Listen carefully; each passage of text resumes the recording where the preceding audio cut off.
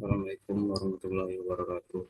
Sebelumnya, perkenalkan nama saya Didi Darmadi dengan NIM D1712384 dari kelas R01. Baik, yang sebelumnya Ibu Yarnisa STP MSI selaku dosen mata kuliah produksi bersih. Saya langsung saja akan menjawab pertanyaan. Pada soal pertama, jelaskan konsep dasar produksi bersih.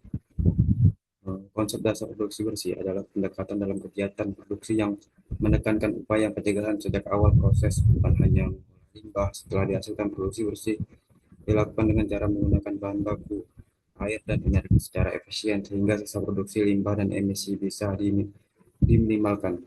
Pendekatan ini juga mendorong perbaikan proses penggunaan teknologi yang lebih tepat serta penggantian bahan berbahaya dengan bahan yang lebih aman bagi lingkungan dan kesehatan.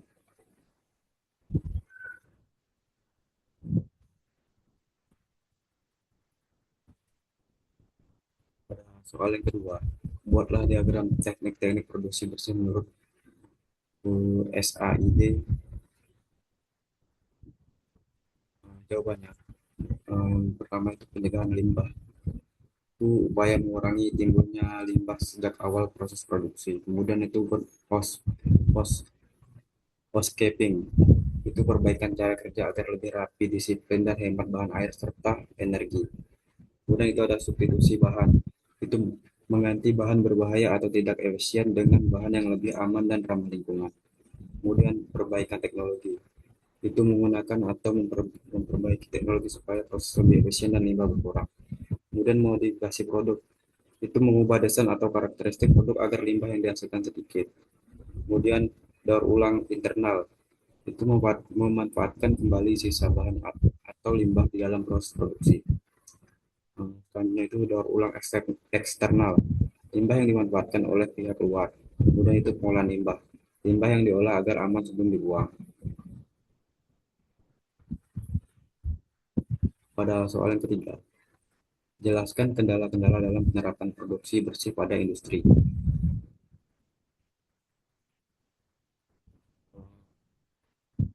Pertama itu biaya awal dan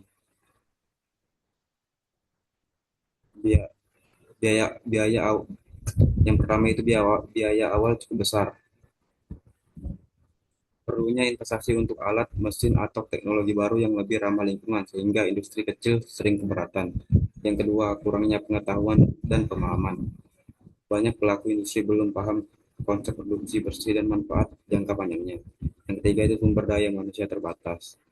Tenaga kerja belum terlatih untuk mengoperasikan teknologi atau menerapkan prosedur produksi bersih. Yang keempat itu teknologi belum tersedia atau sulit diakses. Nah, ini tidak semua daerah atau industri itu punya akses ke teknologi yang mendukung produksi bersih. Yang kelima itu ada resistensi terhadap perubahan. Pekerjaan cenderung nyaman dengan sistem lama dan enggan mengubah proses produksi. Yang keenam itu kurangnya dukungan kebijakan atau insentif.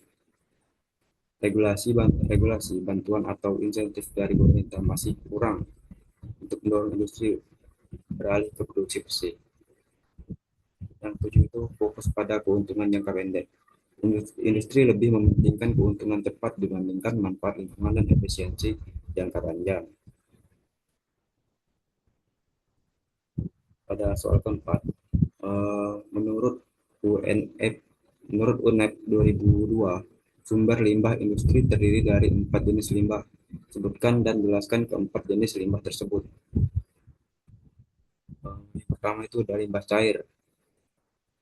Limbah cair ini yang berasal dari air, sisa proses produksi, cucian bahan baku, peralatan, dan mesin. Jika tidak diolah dengan baik, limbah ini dapat mencemari sungai dan menurunkan kualitas air.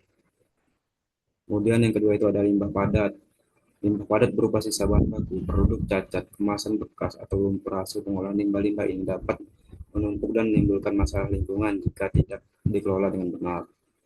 Yang ketiga itu ada limbah gas.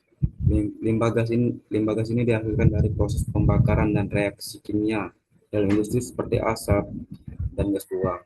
Limbah ini dapat mencemari udara dan berdampak buruk bagi kesehatan manusia. Yang keempat itu ada limbah B3 atau bahan yang berbahaya dan beracun. Limbah B3 ini berasal dari penggunaan bahan kimia berbahaya seperti logam berat atau pelarut. Limbah ini bersifat logis, bersifat toksik dan berbahaya sehingga memerlukan penanganan khusus agar tidak mencemari lingkungan.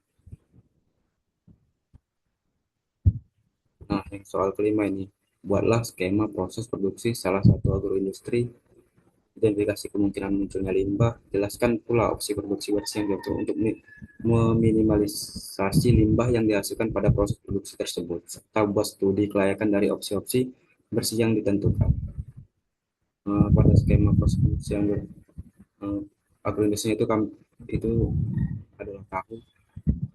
Pada proses pertama itu penyiapan kedelai, kemudian perendaman, terus ke penggilingan, kemudian perebusan, penyaringan, pengumpulan, pencetakan, dan pemotongan dan jadilah tahu.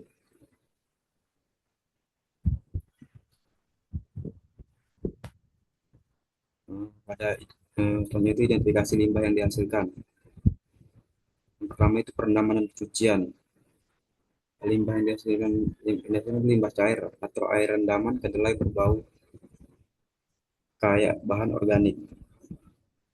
Kemudian yang kedua itu ada penyaringan. Itu limbah yang dihasilkan itu limbah padat berupa ampas tahu atau okara. Kemudian yang ketiga itu ada perebusan. Limbah yang dihasilkan itu limbah cair, panas dan sisa energi panas. Kemudian yang keempat itu ada pencetakan dan pemotongan. Limbah yang dihasilkan itu juga limbah cair, sisa W tahu. Kemudian selanjutnya ada opsi produksi bersih untuk meminimalkan limbah. Yang pertama itu ada pemanfaatan ampas tahu. Ampas tahu dimanfaatkan sebagai pakan ternak atau bahan baku tempe gambus sehingga limbah padat berkurang. Kemudian yang kedua itu ada daur ulang air proses. Air bekas pencucian digunakan kembali untuk tahap awal perendaman. Dan yang ketiga itu ada penghematan energi. Nah, itu menggunakan tungku hemat energi atau penutup ketel saat perebusan agar panas tidak terbuang. Nah, yang keempat itu ada pengolahan limbah cair sederhana. Limbah cair ini ditampung dan difermentasi sebelum dibuang agar bau dan pencembarannya itu berkurang. Kemudian itu ada studi kelayakan opsi produksi bersih. Pertama itu ada teknis. Nah, teknis ini mudah diterapkan pada industri tahu skala kecil, menengah, tidak tidak memerlukan teknologi yang rumit. Kemudian yang kedua itu ada ekonomi. Itu biayanya rendah, bahkan memberi tambahan pendapatan dari penjualan ampas tahu. Yang ketiga itu ada lingkungan. Nah, ini mengurangi bau, pencemaran air, dan jumlah limbah yang dibuang. Dan yang keempat itu ada sosial, lingkungan sekitar lebih bersih dan hubungan dengan masyarakat menjadi lebih baik.